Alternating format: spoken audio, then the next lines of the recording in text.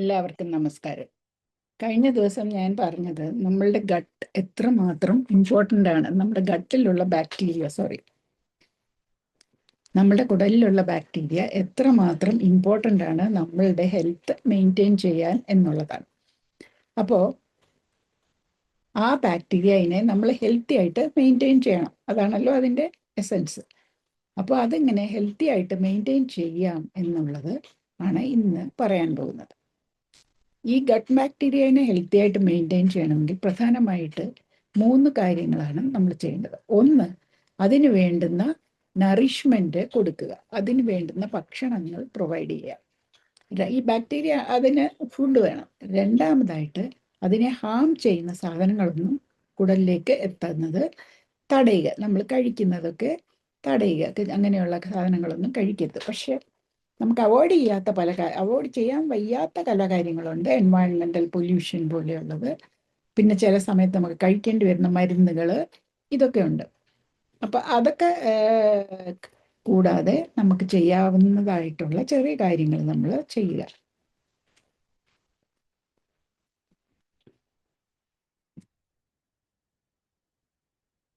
എല്ലാവർക്കും നമസ്കാരം. ഇന്നലെ കഴിഞ്ഞ ദിവസം പറഞ്ഞതിൻ്റെ തുടർച്ച ഭാഗമാണ് പറയാൻ പോകുന്നത്. ഞാൻ പറഞ്ഞത് ഗട്ട് ബാക്ടീരിയ നമ്മളുടെ ജീവിതത്തിലെ എല്ലാ രോഗാവസ്ഥകളെല്ലാം തടയാൻ അത്യാവശ്യമാണ്. ഈ ജീവിതശൈലി രോഗങ്ങൾ ഉണ്ടാകുന്നത് പലതും നമ്മളുടെ ഗട്ട് ബാക്ടീരിയയുടെ ഇംബാലൻസ് കൊണ്ടാണ്. നമുക്ക് നല്ല ബാക്ടീരിയ ഇല്ലാതിരിക്കുക, ചീത്ത ബാക്ടീരിയ കൂടുക, അല്ലെങ്കിൽ നല്ല ബാക്ടീരിയ നമ്മളുടെ വെറൈറ്റി കുറയുക, ഇങ്ങനെ പല പല സംഭവങ്ങളുണ്ടാകും. പിന്നെ ചില ബാക്ടീരിയ വൻകുടലിൽ ഇരിക്കേണ്ടത് ചെറുകുടൽ വരിക, ഇങ്ങനെയുള്ള പല സംഭവങ്ങളുണ്ട്. അപ്പൊ ഇതെല്ലാം നമ്മൾ കറക്റ്റായിട്ട് ഒബ്സർവ് ചെയ്യേണ്ടതായിട്ടുണ്ട്.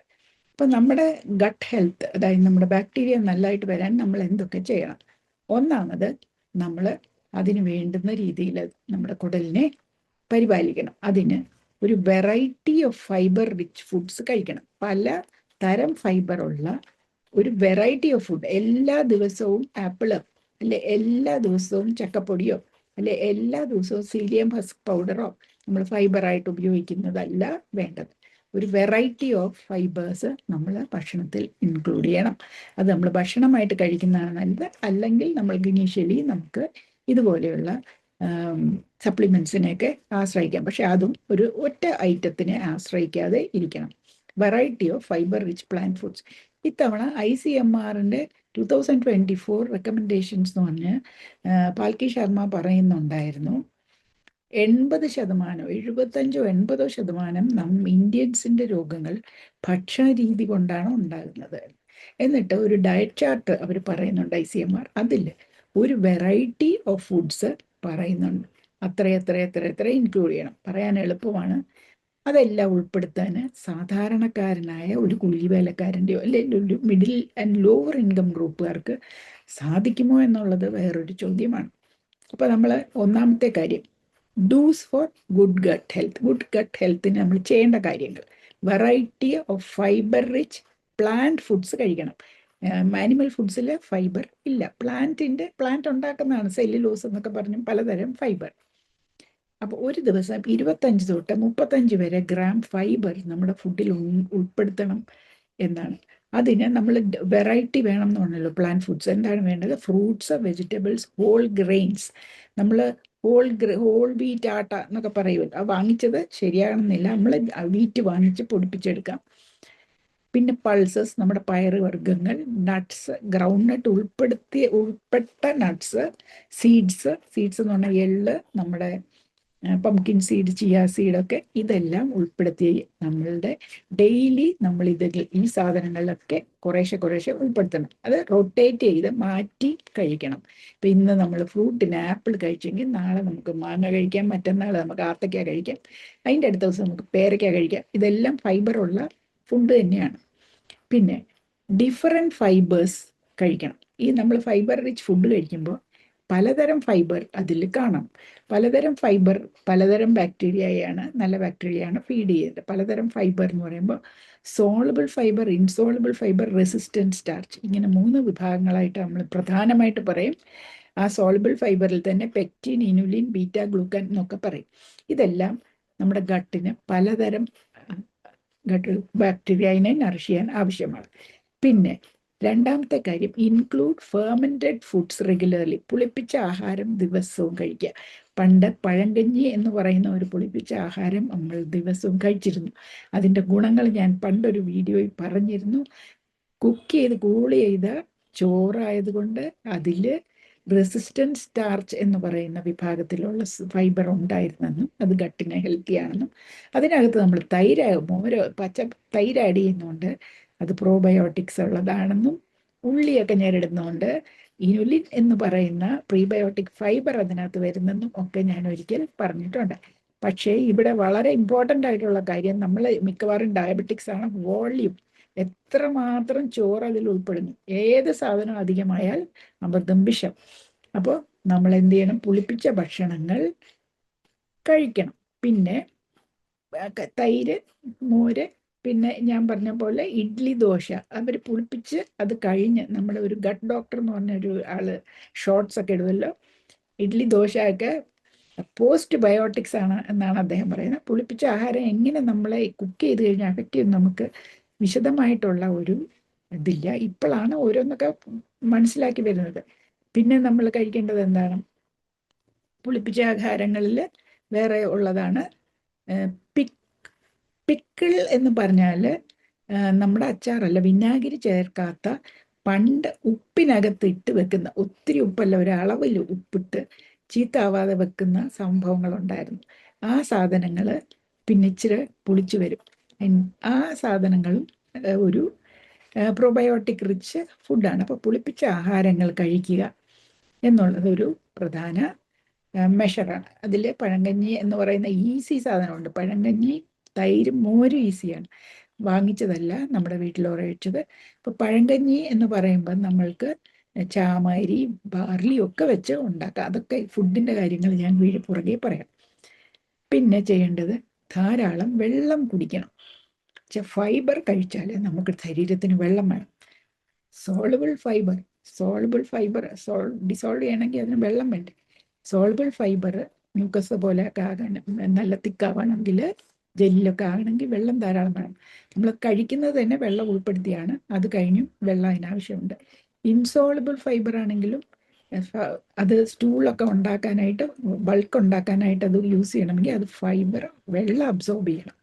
വെള്ളം അബ്സോർബ് ചെയ്യാതെ ഫൈബർ ഇരിക്കുകയാണെങ്കിൽ എന്ത് പറ്റുമെന്ന് പറഞ്ഞാൽ ഇതെല്ലാം കൂടെ കട്ടി പിടിച്ച് നമുക്ക് കോൺസ്റ്റിപ്പേഷൻ കൂടും. അതുകൊണ്ട് വെള്ളം കുടിക്കണം. 2 ലിറ്റർ 2.5 ലിറ്റർ വെള്ളം കുടിക്കണം. അതുപോലെ സൂപ്പ്, പിന്നെ ഹെർബൽ ടീ ഒക്കെ അതുപോലത്തെ ഇത് വാട്ടർ റിച്ച് ആയിട്ടുള്ള കുക്കുംബർ, മെലൺസ് ഒക്കെ കഴിച്ചാൽ നമുക്ക് വെള്ളം വരും. പിന്നെ ഉള്ള കാര്യം, ഈ സ്ലോലി ആൻഡ് മൈൻഡ്ഫുള്ളി നമ്മൾ കഴിക്കുന്ന സാധനങ്ങൾ പതുക്കെ ചവച്ചരച്ച് പതുക്കെ കഴിക്കണം. പതുക്കെ കഴിക്കുമ്പോൾ ഫുഡ് വരുന്നു എന്ന് നമ്മുടെ കുടലിന് അറിയാൻ പറ്റും. നമ്മൾ ഒരു സാധനം മേശയെ കണ്ടു, ഉടനെ എടുത്തങ്ങ് മിഴുങ്ങി, അപ്പോൾ ഫുഡ് വരുന്നെന്നുള്ള വാർണിംഗ് പോലും ഇല്ല. അപ്പോൾ അതിന് എൻസൈംസ് ഒക്കെ കറക്റ്റായിട്ട് ആസിഡ്സ് റെഗുലേറ്റ് ചെയ്യാനായിട്ട് പറ്റും.